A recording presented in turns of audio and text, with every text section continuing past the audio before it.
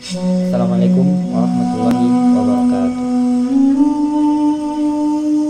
Innal hamdalillah nahmaduhu wa nasta'inuhu wa nastaghfiruh wa na'udzu billahi min shururi anfusina wa min sayyiati a'malina may yahdihillahu fala mudilla lahu wa may yudlilhu fala hadiya lahu. Asyhadu an la ilaha illallah wa asyhadu anna Muhammadan abduhu wa rasuluh. Amma ba'd.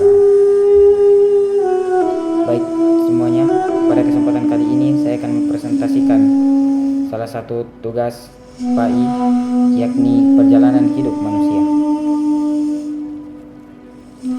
Manusia sejak dilahirkan hingga meninggal dunia akan melalui sebuah perjalanan yang panjang. Manusia akan melalui 7 tahap alam kehidupan sejak kelahirannya, sebelum akhirnya mendapat kemenangan, berkesempatan bertemu dengan Allah di surga atau terpuruk di lembah neraka.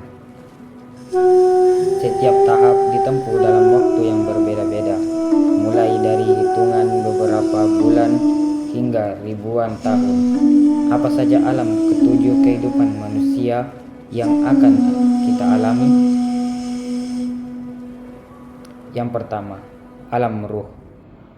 Kehidupan manusia dimulai dari alam ruh, waktu di mana Allah mengumpulkan semua ruh manusia yang akan diturunkan ke bumi. Kejadian ini dikisahkan dalam Al-Quran surah Al-A'raf ayat 173, yang artinya, dan ingatlah ketika Tuhanmu mengeluarkan keturunan anak-anak Adam dari sulbi mereka, dan Allah mengambil kesaksian terhadap jiwa mereka seraya berfirman, bukankah aku ini Tuhanmu? Mereka menjawab, betul, engkau Tuhan kami. Kami menjadi saksi. Kami melakukan hal seperti itu agar di hari berhenti kamu tidak mengatakan, sebenarnya kami Bani Adam adalah orang-orang yang lengah terhadap ini keesaan Tuhan. Yang kedua, alam rahim.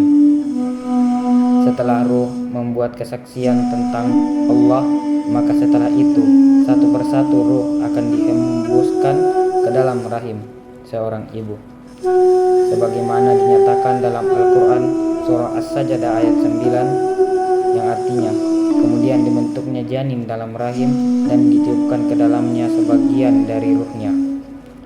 Setelah itu dimulailah manusia memasuki tahap alam kedua dari perjalanan hidupnya. Selama kurang lebih 9 bulan, manusia menetap di dalam rahim ibu dan kemudian lahir ke dunia menjadi seorang bayi. 3. Alam dunia.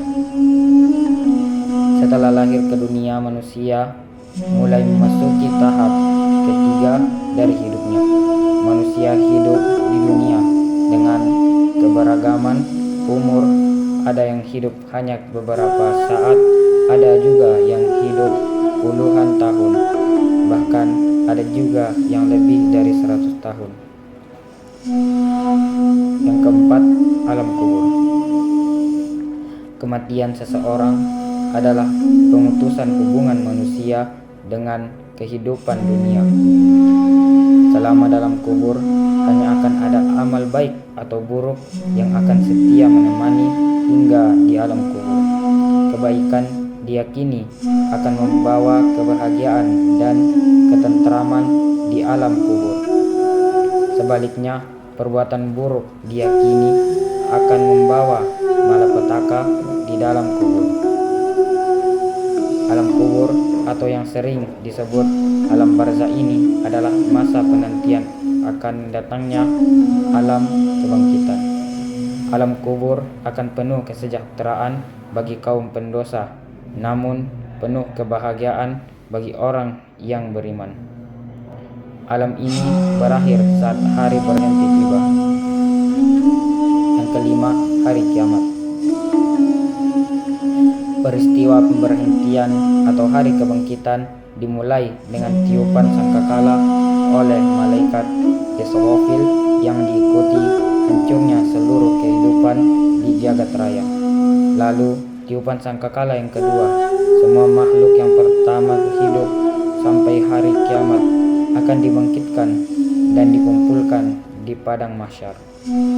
Seperti yang Allah firmankan dalam Al-Quran surah Az-Zumar ayat 68, yang artinya, dan ditiuplah sangkakala, maka matilah siapa yang di langit dan di bumi kecuali siapa yang dikehendaki Allah. Lalu ditiup sangkakala itu sekali lagi, maka tiba-tiba mereka berdiri menunggu keputusannya masing-masing. 6. Hari penghisaban. Hari hisab adalah di mana setiap orang diadili, ditimbang perbuatan baik dan buruknya, dan tidak ada satupun yang luput dari pemeriksaan. Orang yang selama hidupnya selalu berbuat baik akan menerima laporan kehidupannya dengan tangan sebelah kanan. Sedangkan orang yang selalu buruk, maka ia akan menerima laporan kitab dari arah belakang sambil mengeluh dan berkeluh kesah. Suasana tersebut dilukiskan dalam Al-Quran surah Al-Insyiqaq ayat 7-12. Yang ketujuh, hari pembalasan.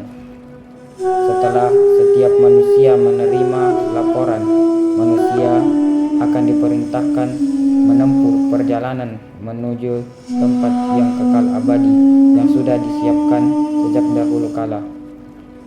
Orang berapor hijau dengan mudah dapat melewati lembah neraka. Mereka, orang-orang baik ini, akan sampai di surga abadi dengan penuh kegembiraan, disambut oleh masyarakat dengan pesta surga meriah, hidup kekal selamanya di sana. Sebaliknya, orang-orang dengan laporan merah akan terjatuh dan terpuruk di lembah neraka dan disiksa dengan mengamati yang amat pedih. Cara hidup manusia di dunia akan menentukan kehidupan selanjutnya di alam lain.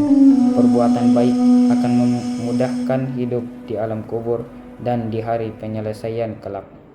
Begitu juga sebaliknya, keburukan akan membawanya pada malapetaka di alam kubur dan di alam akhirat. Mungkin cukup sekian dari saya. Assalamualaikum warahmatullahi wabarakatuh.